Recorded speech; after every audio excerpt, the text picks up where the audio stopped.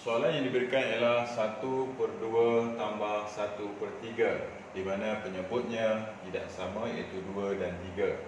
Dalam operasi tambah pecahan, jika penyebut tidak sama, kita perlu menyamakan kedua-dua penyebut dahulu, barulah kita boleh buat operasi tambah seperti biasa. Untuk menyamakan kedua-dua penyebut, ada beberapa cara. Cara yang pertama ialah darab silang. Maksud darab silang ialah 2 darab dengan 3, 3 akan darab dengan 2. 2 akan darab dengan 3, 3 akan darab dengan 2. Pengangka akan mengikut penyebut yang di bawah.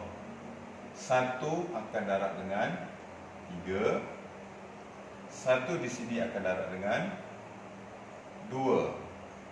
Kemudian kita tulis semula pecahan yang baru. 1 darab 3, 3 per 2 darab 3, 6.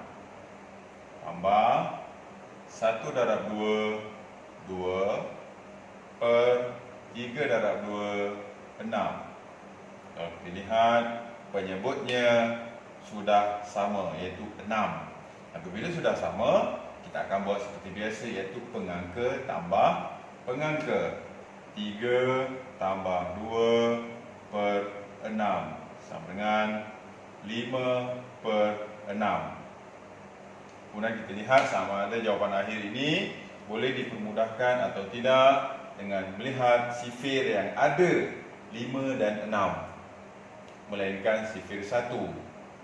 Okey, tidak ada satu pun sifir yang ada 5 dan 6 melainkan sifir 1. Jadi inilah jawapan akhirnya.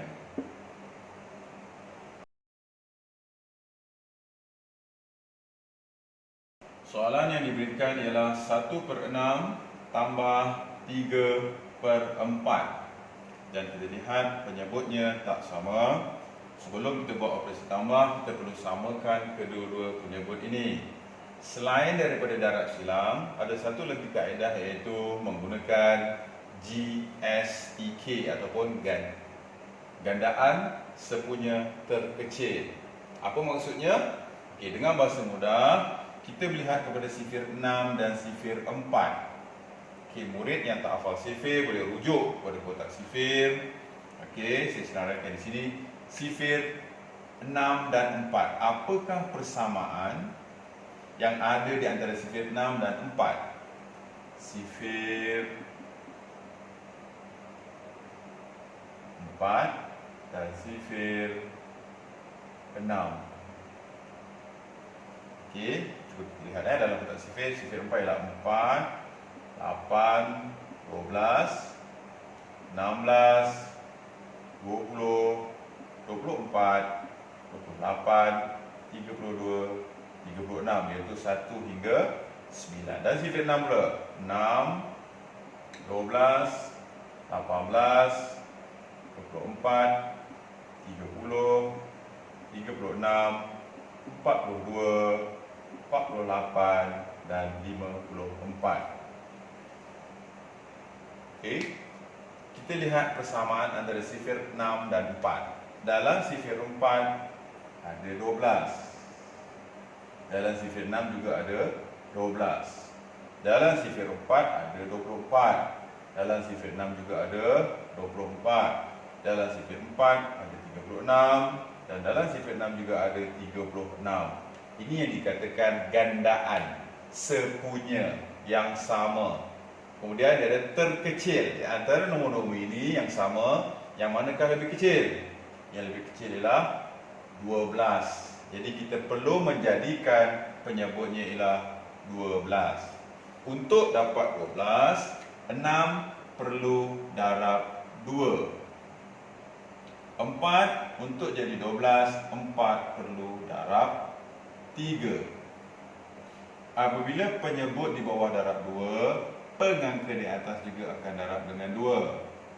Apabila penyebut di bawah darab 3, pengangka di atas juga akan darab dengan 3. Kemudian kita tulis pecahan yang baru. 1 darab 2, 2. Per 6 darab 2, 12. Tambah 3 darab 3, 9. Per 4 darab 3, 12. Penyebut sudah sama. Apa yang kita buat ialah pengangka tambah pengangka. 2 tambah 9, 11 per 12. Kemudian kita lihat sama ada pecahan ini boleh dipermudahkan ataupun tidak. Cari sifir yang ada 11 dan 12 selain daripada sifir 1. Tak ada. Jadi inilah jawapan akhir. Jadi sekarang yang mana lebih mudah? Darab silang ataupun menggunakan kaedah GSTK? Okey, saya menggalakkan murid menggunakan kaedah GSTK ataupun gandaan sepunya terkecil kerana jawapan yang akan dapat ialah jawapan yang lebih ringkas berbanding darab silang. Tetapi tidak semua pecahan kita boleh guna gandaan. Jika kita buat sifir tak ada yang gandaan yang sama, maka kita perlu menggunakan kaedah darab silang. Jadi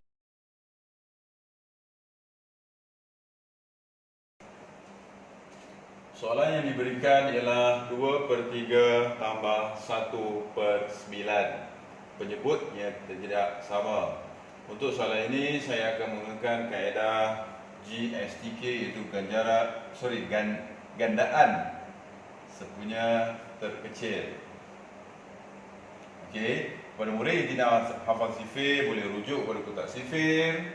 Kemudian kita lihat apakah persamaan di antara sifir 3 dan 9. Dalam sifir 3 ada 9 dan dalam sifir 9 juga ada 9. Maksudnya di sini ialah kita perlu menjadikan penyebutnya 9. Okey. Untuk mendapatkan 9, 3 perlu darab 3. Apabila penyebut di bawah darab 3, maka pengangka di atas juga perlu darab 3. Dan kalau kita lihat di sini 9, untuk dapatkan 9 ialah perlu darab 1. Oleh kerana darab 1 akan dapat nombor 9 juga, maka kita tak perlu tunjuk darab 1. Okey, kerana ia akan dapat jawapan yang sama, tak perlu tunjuk. Okey, jadi kita salin semula pecahan yang baru.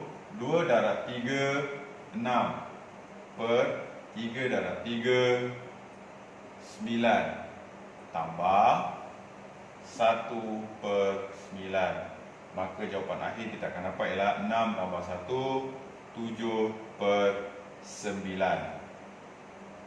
Okey, kita lihat sekali lagi adakah jawapan ini boleh dipermudahkan ataupun tidak. Okey, rujuk sifir yang ada 7 dan 9, melainkan sifir 1 tiada. Jadi inilah jawapan akhir. Dalam soalan ini, jika saya menggunakan kaedah darab silang, 3 akan darab dengan 9, 9 akan darab dengan 3. Jadi di bawahnya ialah 27. Bila 27, kita perlu permudahkan sehinggalah kita akan dapat 9 di sini. Jadi sebab itu saya tekankan adalah lebih bagus jika murid menggunakan kaedah gandaan berbanding dengan kaedah darab silang.